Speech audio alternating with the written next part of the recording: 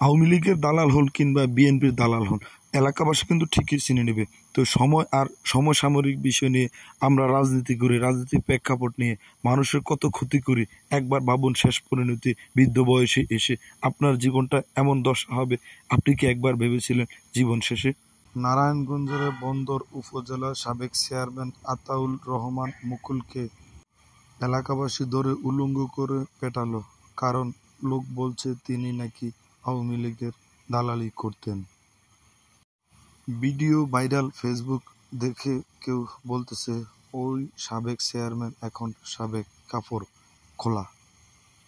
Chairman হয়ে যখন তার ক্ষমতা ছিল তখন এলাকায় কত হস্তিনস্তি, শেষ পর্যন্ত কাপড় খুলে পালাতে হলো, শেষ পর্যন্ত জেলে যেতে হলো তাকে। এই হলো আমাদের দেশের পরিণতি। আজকে আমরা এটা ভাবি না যে আজকে ক্ষমতার বড়াই করে আমরা কত কিছু না করি, মানুষকে কত ক্ষতি করি, কিন্তু একটা বার ভাবি না, একটা বার চিন্তা করি না বেলা শেষে আমার ক্ষমতা পুরালে আমাকেও একদিন উলঙ্গ হয়ে বের হতে হবে। এই হলো বাংলাদেশের রাজনীতির প্রেক্ষাপট।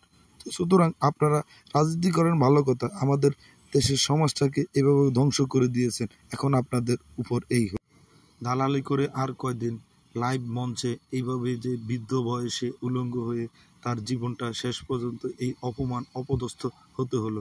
এই কথাটা চিন্তা করে যদি আমরা সমাজ থেকে এইভাবে একটু পরিবর্তন করতে পারি আমাদের মন মানসিকতার উপরে, তাহলেই হয়তো আমাদের সমাজটা পরিবর্তন হতে পারে। হয়তো নতুন প্রজন্ম ভাববে আমরা দুর্নীতি আর অন্যায় ছলচাতুরি থেকে বেরিয়ে আসতে পারবো। রাজনীতির মঞ্চে যারা দুই পক্ষের দালালি করে তাদের শেষ পর্যন্ত কি এমন দশা, এই পরিণতি এই হলো তার বাস্তব প্রমাণ। রাজনীতিতে যদি নীতি না থাকে তাহলে লুঙ্গি থাকবে না।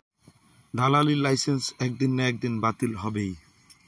ভাই, সব দলেরই ভালো মন্দ মানুষ আছে, কিন্তু দালালি রাজনীতি আর সুইচ গিটার মারার খেলার এলাকাবাসী কিন্তু একেবারে শিক্ষা দেয়। তখন নেতা আর লুঙ্গি খোঁজা যায় না।